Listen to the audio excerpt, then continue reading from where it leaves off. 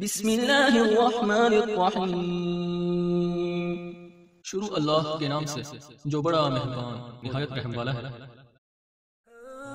तालीमात कुरान और अहले बैत की तबलीग और तरवीज के लिए अबू इब्राहिम आगा अली रूहानी का साथ दें। हमारा यूट्यूब चैनल खुद भी सब्सक्राइब करें और अपने अहबाब को भी दावत दें। लेकिन किताब काफ़ी खुद मुसन्निफ कहता है कि मैंने ये किताब इसलिए लिखी है क्योंकि मुझसे मुतालबा किया गया कि मैं सही अहादीस का, और वो भी सही जो कहता ना सही उस मानों में, बुखारी मुस्लिम वाले सही मानों में नहीं कहता, यानी वाक़अन सही उन मानों में, यानी अहले बैत अलैहिस्सलाम का क़ौल, ऐसा किताब लिखूं ताकि क़यामत तक शिया उस पर अमल करें और उस दीनी मसाइल में, दुनियावी मसाइल में शियों के लिए राय हल हो। और मैंने यही उनके मुतालबे पर अमल करते हुए मैंने किताब, तो वो खुद जिम्मेदारी लेते हैं कि मैंने सही हदीस का किताब लिखा। अऊज़ु बिल्लाहि मिनश शैतानिर रजीम। बिस्मिल्लाहिर्रहमानिर्रहीम। अल्हम्दुलिल्लाहि वस्सलातु वस्सलामु अला अहलिहा। अल्लाहुम्मा सल्लि अला मुहम्मद व आलि मुहम्मद व अज्जिल फरजहुम। मोहतरम नाज़रीन व सामाईन, अस्सलामु अलैकुम व रहमतुल्लाहि व बरकातुहू। आज की नई वीडियो के साथ हाजिर खिदमत है। मैं हूं अली रूहानी और आप देख रहे हैं हमारा ऑफिशियल यूट्यूब चैनल। मोहतरम नाज़रीन व सामाईन, आगाज़ वीडियो में हस्बे साबिक़ अपने लिए, अपने फ़र्जंद के लिए और तमाम मरीज़ान के लिए सेहतियाबी की दुआ की आपसे इल्तमास है। परवरदिगार आलम अहले ईमान में से जो भी मरीज़ है, अल्लाह ताला अपने शाफ़ी और काफ़ी होने के सदक़े से, कुरान और अहले बैत के सदक़े से उन्हें शिफ़ाए कामिला वाजिला अता फरमाए और तमाम मरहूमीन की मग़फ़िरत फरमाए जो शिर्क से पाक दुनिया से गए और मुहिब्बान कुरान और अहले बैत का अक़ीदा, यानी मुहिब्बे कुरान और अहले बैत जो जिन्होंने उनसे दुनिया से जा चुका है, अल्लाह ताला उनकी मग़फ़िरत फरमाए। हमारी आज की वीडियो, हमारा आज का दर्स निहायत तहकीकी बुनियाद पर, इल्मी बुनियाद पर और दावत फ़िक्र देता दर्स है। आज हम जाली शेखुल हदीस, जाली मुदाफ़ा शियत, जाली मुनाज़िर आज़म, मुकीम अमेरिका, साबका टैक्सी ड्राइवर, मौजूदा अल्लामा फ़हमा हसन अल्लाह यारी, उसका एक दावा है जो मुअत्तद वीडियो में वो कर चुका है। मैं कोशिश करूँगा कि अगर उसका वो क्लिप भी मैं अपनी एक वीडियो में तो लगा चुका हूँ, लेकिन इसमें भी अगर मैं कहीं एडजस्ट कर दूँ आप समाअत फरमा लें। अब तो नहीं हो सकता, लेकिन आगाज़ में मेरी गुफ्तगू से पहले मैं कोशिश करूँगा वो मैं लगा दूँ। वो दावा ये है कि जनाब ये जो किताब है अल शाफ़ी और इसकी आगे शाखें हैं, यानी फ़ुरूए काफ़ी है जो एक असूल दीन के हवाले से, असूल काफ़ी जो है उसमें अकायद के हवाले से, फ़ुरूए काफ़ी आगे फ़िक़ही मामलात, और ये यानी उसका दावा यह है कि ये तमाम की तमाम मोतबर है। कुरान तारीफ शुदा है माज़अल्लाह, वो मुकम्मल नहीं। जो एक चीज़ मुकम्मल ना हुई तो मोतबर कैसे हुई? है तो अकली बात है कि मैं एक चीज़ को कहूँ जी मैं उसको मोतबर क्या समझता हूँ लेकिन मुकम्मल नहीं समझता, तो मेरे जिस चीज़ को मैं मुकम्मल ही नहीं समझता, जिस चीज़ के बारे में मैं बरमला ऐलान करता हूँ कि इसकी ये जो सूरत है इतनी आयात पर मुश्तमिल थी और अब इतनी पे रह गई है, तो फिर वो मोतबर कैसे हो गई? फिर वो बाइस हिदायत कैसे हो गई लोगों के लिए? माज़अल्लाह, जो ये कुफ्री एक अकीदा है कुरान के मुतल्लिक़, कुरान नामुकम्मल, लेकिन असूल काफ़ी मोतबर भी है और मुकम्मल भी है। मोहतरम नाज़रीन व सामीन, आज मैं असूल काफ़ी की एक मुख्तसर पहली जिल्द की आखिरी रवायत और नहायत मुख्तसर रवायत, 4 लाइनों पर मुश्तमिल रवायत, मैं इसके इस अकीदे का, इस नज़रिए का कि असूल काफ़ी सारी मोतबर है, असूल काफ़ी से ही आपके सामने रद्द पेश करूँगा इंशाअल्लाह। दूसरा, ये जो किताब है इसका यानी असूल काफ़ी, इसका बरसगीर पाको हिंद में सबसे पहला उर्दू तर्जुमा करने वाली शख्सियत हैं जनाब सैयद ज़फ़र हसन क़िबला अमरोही साहब आला मुकाम। इन्होंने सिर्फ असूल काफ़ी का तर्जुमा नहीं किया, इन्होंने बहुत ज़्यादा कुतब लिखी हैं। इनकी तफसीर कुरान भी है, इनकी जो है कुरान की कुछ आयात यानी क़ससुल अंबिया के हवाले से, जो अंबिया के, वो भी है, काफ़ी कुतब है। आज मैं इन्होंने जो अल शाफ़ी के मुकदमे में कुछ बातें लिखी हैं कि पढ़ने से पहले इन बातों को पढ़ें, आपको दिखाएंगे भी, हवाला भी देंगे। मैं आज वो बातें कुछ आपकी खिदमत में पेश करूंगा और मुझे बताएं कि जो अमेरिका में बैठा एक फितना, जो आपसे दोनों हाथों से डॉलर मांगता है, मदद मांगता है, कोई इसका तहरीरी काम यानी कोई कुतब छुपवाता है।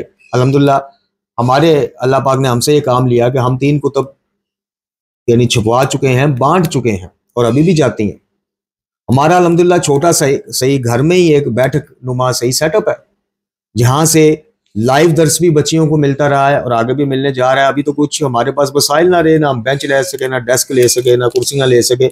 हमने हफ्तावार एक खवातीन की इसको अकेडमी की शक्ल देनी थी। वो खवातीन जो किसी भी वजह से मामलात ज़िंदगी, ज़रूरियात ज़िंदगी, जल्द शादी होने की वजह से दीन से दूर रहीं, वो लाइव आके हफ्ते में एक दफ़ा फ़हम दीन की क्लासें लें, लेकिन वो हम नहीं कर सके जी। चौथी किताब भी नहीं छुपवा सके। हमने बतौर कर्ज भी बड़ी अपील की, लेकिन चले कोई बात नहीं, जब मेरे रब को मंजूर होगा खुद ही को सबब सामने आ जाएगा। तो कहने का मकसद है कि ये क्या कर रहा है। असूल काफ़ी का तर्जुमा इसने किया, कुछ शरह लिखी, कोई ये वहां बैठ के कोई पम्फलेट, कोई सालाना की बुनियाद पर कोई इस किस्म के प्रोग्राम कुछ ऐसा कर रहा है। जो इसको यूट्यूब से जो कमाई आती है वो अलग है, जो ये आप लोगों से इमदाद लेता है वो अलग है, जो इसके डोनर्स जिन्होंने अमेरिका में इसको ये सारा वो अलग है। लेकिन ये लगा क्या रहा है, हफ्तावार एक प्रोग्राम करने के अलावा क्या है, कुछ भी नहीं। तो असूल काफ़ी का तर्जुमा करने वाले के नज़दीक इसकी अहमियत ज़्यादा है या इस फितने के नज़दीक ज़्यादा है, ये फैसला आप कर लें। और अगर तर्जुमा करने वाले कुछ हक़ाइक़ से पर्दा उठाएं और तस्लीम करें कि हाँ ऐसा है, और आप कहें नहीं जी यार ही सही कह रहा है, तो फिर ये आपकी अक्लों को सलाम है।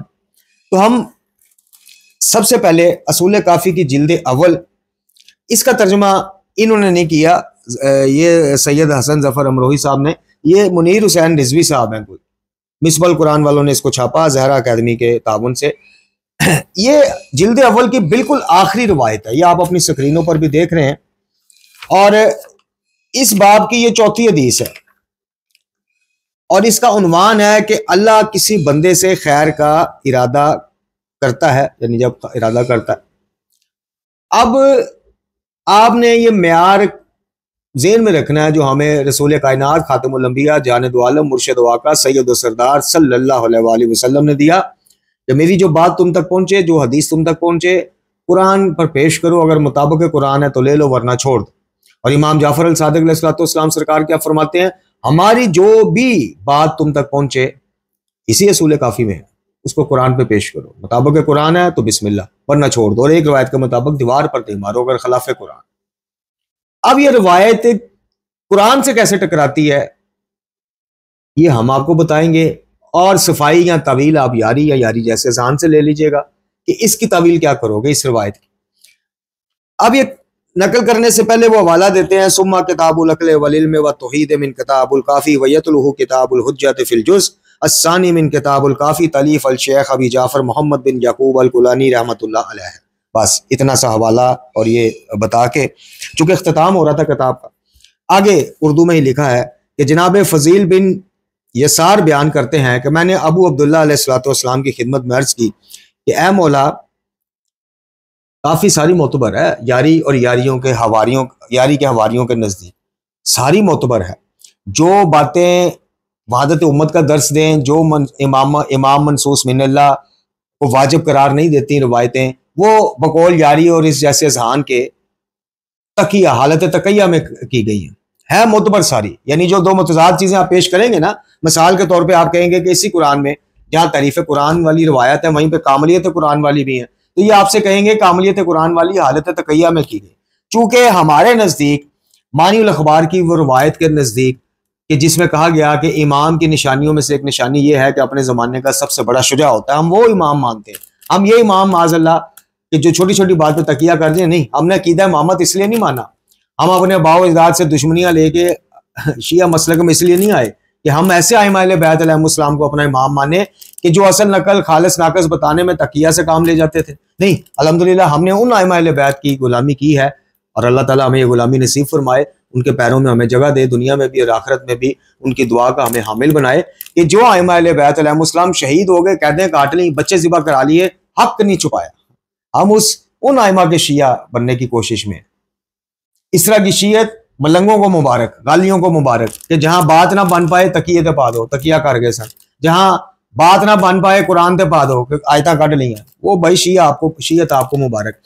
दूसरी बात यह है कि लोग ये हमें ताना दे रहे हैं मुख्तलिफ ग्रुप्स में, व्हाट्सएप के और फेसबुक में, कि हम लोगों को शीयत से बदजन कर रहे हैं। बिल्कुल कर रहे हैं, बिल्कुल दुरुस्त कहा मेरे मुखालिफिन ने, बिल्कुल सही कहा, लेकिन मैं रायत शीयत से कर रहा हूं, मलंगी शीयत से कर रहा हूं। हकीकी शीयत की तो मेरे थंबनेल से लेके मेरी गुफ्तगू तक हर जगह दावत है। मेरे व्हाट्सएप ग्रुप में आओ, देखो, उसका नाम ही हकीकी शीयत की दावत है। और उसमें क्या हम इब्ने तैमिया की पोस्टिंग कर रहे हैं, ये इन दुरूस में आपने ये अल्हम्दुलिल्लाह 650 क्रॉस कर गए दुरूस। कोई एक दर्स मेरा दिखा दें जिसमें मैंने इब्ने तैमिया साहब की किताब खोल के आपको तौहीद सुनाई हो। है तो शीयत से हम बदजन कर रहे हैं। किस शीयत से? जो खुद की गढ़ी हुई शीयत है, मलंगों की, गालियों की, नुसैरियों की। शीयत का नाम है, हकीकी शीयत की तरफ दावत दे रहे हैं। हकीकी शीयत का सरखैल कुरान के बाद सहीफा कामला शरीफ, नाजुल बलागा और कुरान के मुताबिक वाली तमाम अहादीसें मोतबरा और मुतवातरा।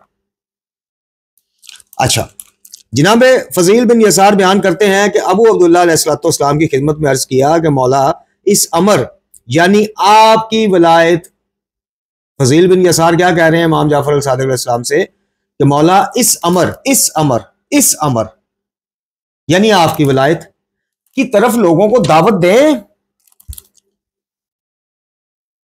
लोगों को बुलाएं। जो यारी कर रहा है बकौल उसके या उसके हवारियों के, तो वो लोगों को अहले बैत की वलायत की तरफ, उस अमर की तरफ बुला रहा है। अच्छा, इस अमर की तरफ दावत देने की फजीलतें भी इसी काफी में बहुत बयान हुई हैं और दीगर कुतब में काफी सारी मोतबर।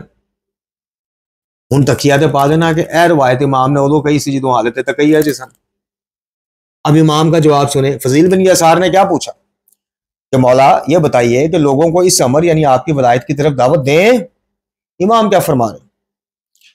इमाम ने फरमाया कि नहीं, क्योंकि जब अल्लाह किसी बंदे से खैर का इरादा करता है तो इस पर एक फरिश्ता मुवक्किल करता है, यानी मुकर्रर कर देता है। वो इस बंदे की गर्दन पकड़कर इसको इस अमर में दाखिल कर देता है, चाहे वो बंदा कबूल करे या ना करे। इमाम जाफर सादिक अलैहिस्सलाम से पूछा गया, फजील बिन यसार ने पूछा कि लोगों को आपकी वलायत के अमर की तरफ दावत दें। आपने मना फरमा दिया मुतलकन के नहीं।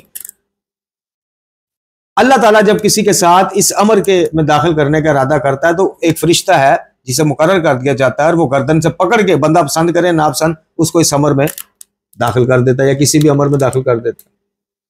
ला इकराह फिद्दीन, कुरान की आयत है, दीन में कोई जबरदस्ती नहीं। इस रवायत के अल्फाज है कि जब अल्लाह इरादा कर ले तो वो, अब इसके दो मफहूम बनते हैं। एक तो ये कि अल्लाह ताला को उस बंदे पे उसके अमाल की वजह से, उसकी नेक नीति की वजह से अल्लाह ताला उसके साथ भलाई का इरादा करना चाहता है, उसका ज़ेन लगा देता है इस तरह, वो एक अलग चीज है। लेकिन रिवायत के अगले अल्फाज सुने कि गर्दन से पकड़ के फरिश्ता उसको इस अमर में दाखिल करता है, चाहे वो बंदा कबूल करे, पसंद का नहीं लिखा, कबूल करे और आगे लिखा है कि या ना पसंद करे। अब ये अमर की तरफ दावत देना क्या नेकी नहीं है?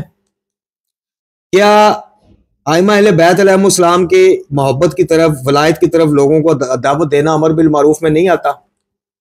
अब इस आयत को रवायत को लेके कुछ आयात कुरानी पर क्यों ना पेश करें हम जी।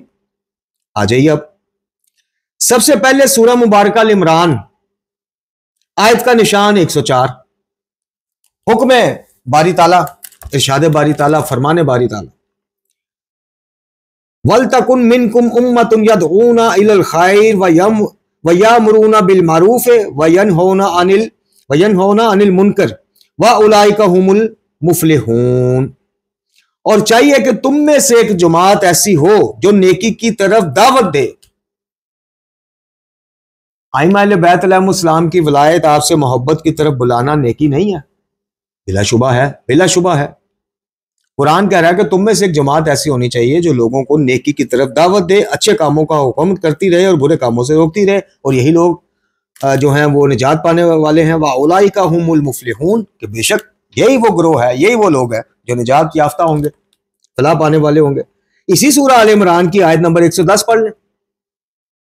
कुंतुम खैरा उम्मतिन उखरिजत लिन्नासी तामुरूना बिल मारूफ व तनहौना अनिल मुनकर व तुमिनूना बिल्लाह वलो आमना अहलुल किताब लकाना खैरन लहुम मिनहुम अल मोमिनूना व अक्सरुहुमुल फासिकून। तुम सब उम्मतों में से बेहतर उम्मत हो, यानी तुम सब उम्मतों से बेहतर हो जो लोगों के लिए भेजी गई हैं, अच्छे कामों का हुक्म करते हो, लोगों को दावत देते हो और बुरे कामों से रोकते हो, मना करते हो, और अल्लाह पर ईमान लाते हो। और अगर अहले किताब ईमान ले आते तो इनके लिए बेहतर था, कुछ इनमें से ईमानदार हैं और अक्सर इनमें से नाफरमान है। इस आया मुबारका की तफसीर में बरादरान अहले सुन्नत के मुफस्सरों समेत अपने तो फिर हैं ही हैं, यानी मकतब तशय्युअ वाले, कई बरादरान अहले सुन्नत भी मुत्तफिक हैं कि यह आयत नाज़िल ही आले मोहम्मद अलैहिस्सलाम के औसाफ में हुई, शान में हुई कि तुम बेहतरीन उम्मतों के लोगों को खैर की तरफ दावत देते हो। इस रवायत में कहा जा रहा है कि हमारे अमर की तरफ, विलायत की तरफ दावत मत दो, छोड़ दो। अल्लाह को पसंद होगा, वो फरिश्ता आएगा, वो गर्दन से पकड़ के, इधर दावत से मना किया जा रहा है। कुरान कह रहा है कि दावत देने वाली उम्मत, कुरान कह रहा है तुम में से गिरोह होना चाहिए जो नेकियों की तरफ बुलाए। तो नेकियों की तरफ बुलाने वाला अल्लाह उसको मुफलिहून में शामिल कर रहा है। तो जो नेकियां सिखाने वाली हस्तियां हैं यानी आले मोहम्मद अलैहिस्सलाम, उनकी मोहब्बत और वलायत की तरफ बुलाने वाला अल्लाह को पसंद नहीं होगा, बिलाशुबा होगा, यकीनन होगा। अल्लाह को, उसके नबी को, उसके रसूल को सल्लल्लाहु अलैहि वसल्लम उनकी आल के करीब करने वाला, उनकी आल की मोहब्बत सिखाने वाला, उनकी आल की वलायत बताने वाला, उनके आल के औसाफ बताने वाला, उनकी आल से दीन सिखाने वाला यकीनन यकीनन यकीनन पसंद होगा। लेकिन इस रवायत में इन तमाम आयतों के बरक्स ये कहा जा रहा है कि नहीं। और सूरह बकरा में क्या कहा गया, आयतुल कुर्सी की आयत, ला इकराह फिद्दीन, की जबरदस्ती कोई नहीं। अभी ये सारी मोतबर है, काफी शरीफ। अब आगे आ जाए, सूरह मुबारका फसलत में क्या कहा गया, वमन आसनु कौलन मिम्मन दआ इलल्लाहि व अमिला सालिहन व क़ाला इन्ननी मिनल मुस्लिमीन। और इससे बेहतर किसकी बात है जिसने लोगों को अल्लाह की तरफ बुलाया, दावत दी और खुद भी अच्छे काम किए और कहा बेशक मैं फरमा बरदारों में से हूं। सूरह मुबारक हज देख लें, सूरह मुबारक तौबा की कुछ आयात देख लें, आपको दावत का अहमियत अंदाजा हो जाएगा। और सूरह मुबारक लुकमान में जनाब लुकमान अपने बेटे को कह रहे हैं, या बुनैया आकिमुस्सलाता व अमरु बिल मारूफ व अनहा अनिल मुनकर वस्बिर अला मा साबका इन्ना ज़ालिका मिन अज़्मिल अमूर। बेटा नमाज पढ़ा कर, अच्छे कामों की नसीहत किया कर, बुरे कामों से रोका कर, और जो मुसीबत तुझ पे है इस पर सब्र किया कर, बेशक ये हिम्मत के कामों में से है। और सूरह मुबारक अल-अराफ जिसमें कहा गया कि खुजिल अफवा व अम्र बिल मारूफ व आरिज अनिल जाहिलीन, दरगुजर करो, नेकी की दावत दो और जाहिलों से अलग हो जाओ। इस रवायत को फिर सुनिए, जनाब फजील बिन यसार बयान करते हैं कि मैंने अबू अब्दुल्लाह अलैहिस्सलाम की खिदमत में आकर अर्ज किया कि मौला लोगों को इस अमर यानी आपकी वलायत की तरफ दावत दूं, तो आपने फरमाया कि नहीं, क्योंकि जब अल्लाह किसी बंदे से खैर का इरादा करता है तो इस पर एक फरिश्ते को मोक्कल करता है, वो इसकी गर्दन पकड़कर इसको इसी अमर में दाखिल कर देता है, चाहे वो बंदा उससे कबूल करे और चाहे नापसंद करे। अब इमाम ही से मंसूब वो रवायात को भी यारी को कहिएगा आपको सुनाए कि जिसमें ये कहा गया यानी मफहूम ये है कि जो हमारे अमर की तरफ लोगों को बुलाए, दावत दे, मफहूम पेश कर रहा हूं, उस जैसा बंदे को नहीं। अभी ये सारी मोतबर है। मोहतरम नाज़रीन व सामीन, असूल काफी की मुखालफत हमारा ना मकसद है, ना हम यारी की तरह, यारी इसको सारी मोतबर मानता है ना, हम यारी की तरह इसको सारी का रद्द नहीं करते, सारी को ज़ईफ नहीं मानते। हम कहते हैं कि कुतुब अरबा समेत यानी कुरान के बाद कोई भी किताब है उसमें गलती, शायबा, ज़ईफ, मजहूल सब कुछ होने का बिल्कुल चांस है, अमकान है। कुरान सिर्फ ऐसी किताब है कि इन्ना नहनु नज़लना ज़िक्रा व इन्ना लहू लहाफ़िज़ून, इस सनद लिए हुए, उसके अलावा किताब और कोई नहीं कि जिसमें गलती का शायबा ना हो। हम ये नहीं कहते सूले काफी को पढ़ो ही ना, हम ये नहीं कहते कि जनाब ये बिल्कुल सारी ज़ईफ है, सारी गालियों ने गाड़ ली है, नहीं। हम ये कहते हैं कि असूल काफी में मुतज़ाद रवायात भी हैं, ज़ईफ रवायात भी। और हम क्यों कहते हैं जी, हम अपनी बात आपसे क्यों कर रहे हैं, आ जाओ। बरे सगीर पाको इनमें असूल काफी यानी अल शाफी का पहला तर्जमा करने वाली शख्सियत सैयद हसन जफर हसन अमरोही साहब आला मुकामा हो, हम उनसे क्यों ना पूछ लें जाके, वो हमें बताएं ना कि क्या जनाब ये सारी मोतबर है। सबसे पहले किताब काफी पर एक नजर के उन्वान से मुकदमा बांधते हैं। इसके चौथे सफे पर बिल्कुल आखिरी पैराग्राफ में क्या लिखते हैं, जरा सुनिएगा दिल के और ज़ाहरी कान खोल के। अब ये मुतरजम है, इसी में इन्होंने जनाब कुलैनी की खिदमात को सलाम पेश किया है। इसी मुकदमे में उन्होंने ये 17,000 रवायात कैसे इकट्ठी की, उनकी मुशक्कतें, उनको 20 साल का अरसा लगा, सब बयान किया। ऐसा नहीं है कि वो कुलैनी साहब के को मुखालफ है, नहीं, मुखालफ हो तो इतनी बात क्यों बांधे, तर्जुमा क्यों करें। लेकिन जो हकायक हैं, कुछ हकायक वो बड़े तरीके से समझा गए हमें तालिब इल्मों को। अब आप भी सुन लीजिए। लिखते हैं काफी के मुतल्लिक ये कहना कि जनाब हजरत हुज्जत अजल अल्लाह ताला फर्ज शरीफ ने फरमाया कि हाजा काफी लिशियातिना, कि ये काफी है मेरे शियों के लिए, इसलिए इसका नाम रसूल काफी पड़ गया। रवायत है ना, ये यारी भी कोट करता है कि इमाम ज़मान जल्लल्लाहु ताला फतह शरीफ फरमाते हैं कि ये काफ़ी है मेरे शियों के लिए, यानी ये किताब, इसका नाम काफ़ी पड़ गया। तो किबला अमरोही साहब क्या लिखते हैं आला मुकामो, वो कहते हैं कि जनाब हुज्जत का ये फरमाना कि हाजा काफ़ी ली शियाती ना, उलमा शिया की अक्सरियत के नज़दीक साबित ही नहीं, ये इमाम का कौल ही नहीं कि इमाम ने ऐसा कहा हो कि सूले काफ़ी मेरे शियों के लिए काफ़ी है ही नहीं। उलमा शिया की अक्सरियत के नज़दीक ये ज़ईफ रवायत, ये कौल इमाम का है ही नहीं। आगे चलो, फिर वो लिखते हैं कि अगर बिलफर्ज ये फरमूदा इमाम हो भी, कहा भी हो इमाम ने, तो इसके ये मायने कैसे ले लिए जाएं कि इस किताब की हर हदीस सही और मुस्तनद है। वो यारी है चरब जुबान, जिसका टगे का काम ही नहीं है, इल्मी को तहरीरी कुछ भी नहीं है। ये वो बंदा है कि जिसने कुरान की तफसीर भी लिखी, असूल काफी का तर्जुमा किया, फुरूए काफी का किया, दीगर कई कुतब लिखी। ये वो बंदा है जो कह रहा है कि अगर इमाम का अव्वल तो ये कौल ही नहीं कि असूल काफी अगर है भी तो इसका ये मतलब बनता ही नहीं इसकी हर हदीस सही और मुस्तनद है। तर्जुमा करने वाला इकरार कर रहा है कि हर हदीस सही और मुस्तनद नहीं, बल्कि इसके मायने ये भी तो हो सकते हैं कि असूली और फुरूई लिहाज से ये मजमुआ हदीस मजहबी जरूरियात के लिए काफी है। अगर इमाम ने फरमाया हो, अव्वल तो वो कहते हैं कि इमाम का ये कौल साबित ही नहीं, उलमा शिया मानते ही नहीं, अक्सरियत कुछ मानते हैं। आगे आइए, बिल्कुल अगले सफे पे चंद जरूरी बातों के नाम से एक और बात बांध दिया इन्होंने। तो पढ़ने से पहले, इस किताब को पढ़ने से पहले चंद अमूर को अपने ज़हन में रखिए। ये उन्होंने लिखा है, मुसन्नफ ने, मुतरजम ने। क्या लिखते हैं? नंबर 1, इसमें ऐसी हदीस भी हैं जिनको कुलैनी अलैहिर्रहमा ने ऐसे लोगों से लिया है जिनको रावियों का सिलसिला याद ही नहीं था। चलो, कहां तक सुनोगे तो कहां तक सुनाएं, कहां तक पढ़ोगे कहां तक पढ़ाएं। असूल काफी की कांट शांट करके, कई शरह पढ़ के, कई तहकीकात करने के बाद बर्रे सगीर पाको हिंद में उर्दू तर्जुमा मुतारफ कराने वाली शख्सियत का इकरार कि ऐसी हदीस भी हैं जिनको जनाब कुलैनी ने ऐसे लोगों से ले लिया जिनको उन हदीसों के रावियों का नाम तक याद है, सिलसिला याद है। अच्छा, आगे आए, फिर कहते हैं, ये आप साथ साथ देख भी लें, ऐसी हदीस भी इसमें हैं जिनका सिलसिला इमाम तक पहुंचता ही नहीं, बल्कि साहबे इमाम पर ही खत्म हो जाता है। काफी सारी मोतबर है। कुरान माज़अल्लाह सुम्मा माज़अल्लाह, कुरान मुकम्मल नहीं, काफी मुकम्मल और मोतबर। नंबर 3, नंबर 2 आपने सुन लिया कि ऐसी हदीस भी हैं जिनका सिलसिला इमाम तक जाता ही नहीं, वो साहब इमाम तक खत्म हो जाता है, सिलसिला इमाम तक साबित ही नहीं होता। नंबर 3, ऐसी हदीस भी हैं जिनके रावी मजहूलुल हाल हैं, गुमनाम। मजहूलुल हाल का सादा तर्जुमा के गुमनाम। ऐसी हदीस भी है इसी काफी में।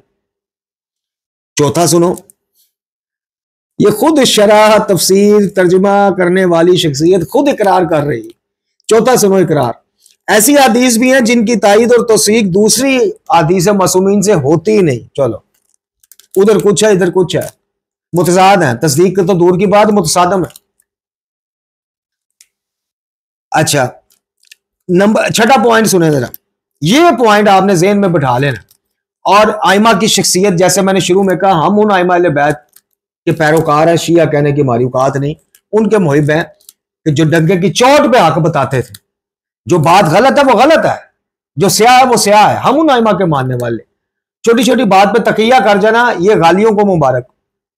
अब ये बात वही आ गई जिसमें मैंने परसों वीडियो बनाई कि हम नहीं मानते कि नबी के बाद इमाम जिनके हाथ में दीन सिखाना, तशरियात, तोज़ियात, मुहाफ़ज़त दीन, ये अमूर हों जिनके हाथ में, और वो तकिया कर दें। बेशक ऑप्शन मौजूद है और ऑप्शन कभी वाजिब नहीं होती, तकिया कैसे वाजिब हो गया? वो जान बचाना वाजिब है, जहां बिल्कुल जान के ऊपर बात आ जाए वहां उतने लम्हे के लिए बिल्कुल ठीक है, वो भी आपके और मेरे लिए। और जिनकी पहचान ही ये है कि शियों के इमाम, उन्होंने क्या तकिया करना? जिनकी 1400 साल बाद भी आज ये चले, इमाम ज़मा को 1200 साल तो हो गए, 1250 साल, और 1250 साल से 1250 साल बाद भी जिन आइमा अहले बैत की पहचान ही ये है कि ये शियों के इमाम है, उन्होंने की तकिया कर, अकीदा इस पे वाज़िया हो गया कि शिया ने इमाम ने, तो फिर सानू पता चल गया, यानी गैर शिया कहेंगे कि फिर हमें पता चल गया कि अगर शियों के इमाम है तो नमाज कैसे पढ़ते होंगे, हाथ खोल कर। नबी के बाद मौला किसको मानते होंगे? मौला अली को। वो तो फिर तकिए की जरूरत ही कोई ना रही। लेकिन ये 6 पॉइंट सुने जरा, ऐसी हदीस भी हैं जो बामसलत इमाम ने अपने शियों से बयान की हैं, यानी इनकी अमली सूरत अगरचा मसल को मुतक़दात के खिलाफ है, यानी एतकादात के खिलाफ है, मगर इमाम ने इसलिए तालीम की कि इनके पैरोकार दुश्मनों के ज़रर से महफूज रहें। यानी तकिया में वो एतकादात के खिलाफ हदीस इमाम ने बयान कर दी। अब अंदाजा लगाएं, ये आइमा पे इल्जाम नहीं, दिल पे हाथ रख के बताएं। यानी आइमा इतने माज़अल्लाह डर जाते थे, खौफजदा हो जाते थे कि एतकादात यानी अकीदे ही गलत बता देते, सुम्मा माज़अल्लाह। और ऐसा ना हो कि मुखालिफिन शियों को अपने अकीदे के खिलाफ अमल करता देख कत्ल कर दें और इमाम को भी मसाइब का सामना करना पड़े। 7वां पॉइंट सुने, बाज़ अहादीस ऐसी हैं कि इमाम ने बसूरत तकैया किसी को एक मसले का जवाब लिखा और खतरा टल जाने के बाद दूसरा जवाब लिखकर भेज दिया। अब दूसरा जवाब आने तक जिस मसले को इमाम ने तकिया की हालत में भेजा था वो बंदा उस पर अमल करता रहा, और दूसरा जवाब आने के बाद उसे पता चला कि नहीं, वो जवाब तकिया के तौर पे था, ठीक नहीं था, उसका वो अमल किधर जाएगा? उसकी जिम्मेदारी क्या माज़अल्लाह आप लोग इमाम पे डालें?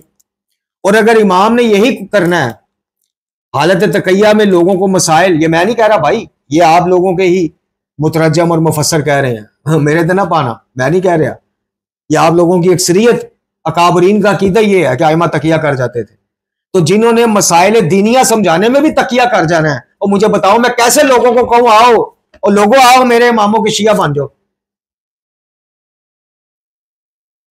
आगे चलो, 8वां पॉइंट सुनो, फिर कहूंगा मैं नहीं कह रहा, स्क्रीन पे भी चल रहा है, हाईलाइट भी किया है, मैं नहीं कह रहा भाई।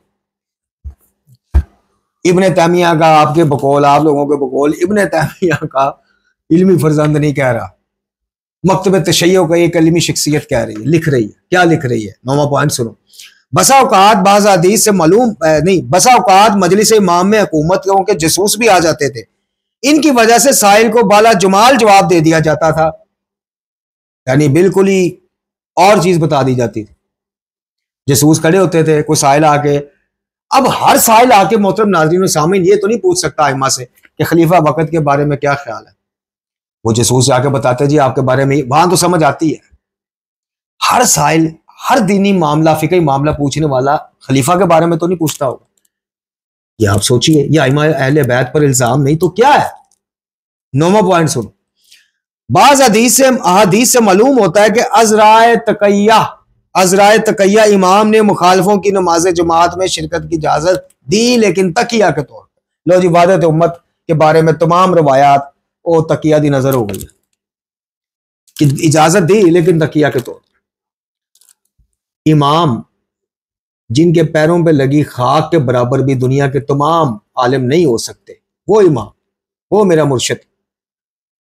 अगर इमाम मनसूस मिनल्लाह ना मानने वाला बातिल या इस्लाम से, ईमान से निकल जाता है या नाक़िसुल ईमान है, एक नाक़िसुल ईमान के पीछे नमाज पढ़ने की इजाजत हालत तकैया में भी इमाम कैसे दे सकते?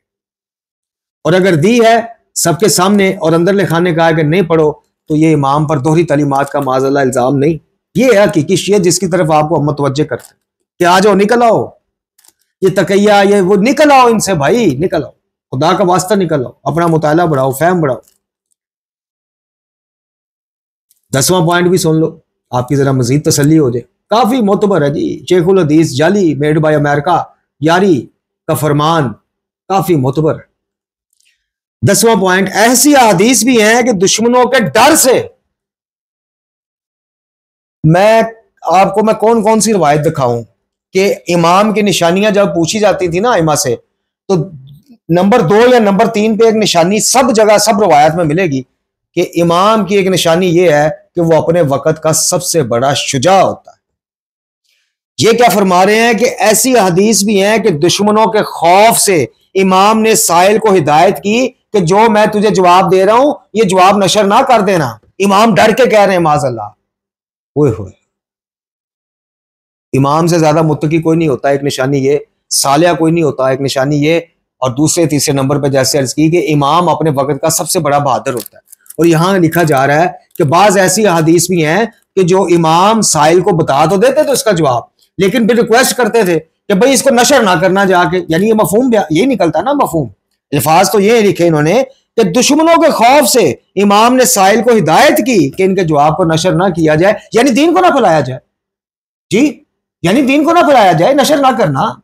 इमाम की बात तो दीन है, इमाम के कलमात तो दीन है, कुरान है या सुन्नत है? इमाम कह रहे हैं कि दीन ना फैलाना बाहर जाके, मेरा जवाब नशर ना कर देना। यार इमाम वक्त बादस नबी खुदा सल्लल्लाहु अलैहि वसल्लम, हादी राबर निगरान रहनुमा, वो कह रहे हैं कि बाहर जाके दीन ना लोगों को। भाई इमाम साइल सवाल करने वाला क्या पूछता होगा? ये तो नहीं पूछता होगा, मैं समझाने के लिए बात कर रहा हूं, समझाने के लिए ये तो नहीं पूछता होगा इमाम आपने आज क्या खाया, घर क्या पका था, तो इमाम जवाब देके कहते हो बाहर ना बताना जाके। नहीं, साहिल सवाल करने आया है, कितने कितने सफर करके लोग उस जमाने में, तो वो ज़ाहिर एक लिस्ट लेके आया होगा ना सवालों की। तो वो सवाल क्या है? दीन से रिलेटेड। और इमाम जवाब देने के बाद क्या फरमा रहे हैं कि बाहर ना बताना जाके। ऐसी हदीस भी वो कहता है इसमें है। 11वां पॉइंट भी सुन लो, ज़ईफ रिवायात का ज्यादा होना यह बताता है, अब ये बिल्कुल फाइनल पॉइंट है, दामने वक्त में अब इतनी गुंजाइश भी नहीं। ज़ईफ रिवायात का ज्यादा होना यह बताता है कि नाकलाने हदीसों को नकल करने वाले या तो इमाम के इरशाद को बिल्कुल महफूज ना रख सके, और या रावियों का सिलसिला नकल दर नकल होते होते गायब हो गया, और साहिब काफी जनाब कुलैनी ने बगैर तनकीद व तहकीक इन रिवायात को अपनी इस किताब में दर्ज कर दिया। वाखिर दवाना अनिल हम्दुलिल्लाहि रब्बिल आलमीन।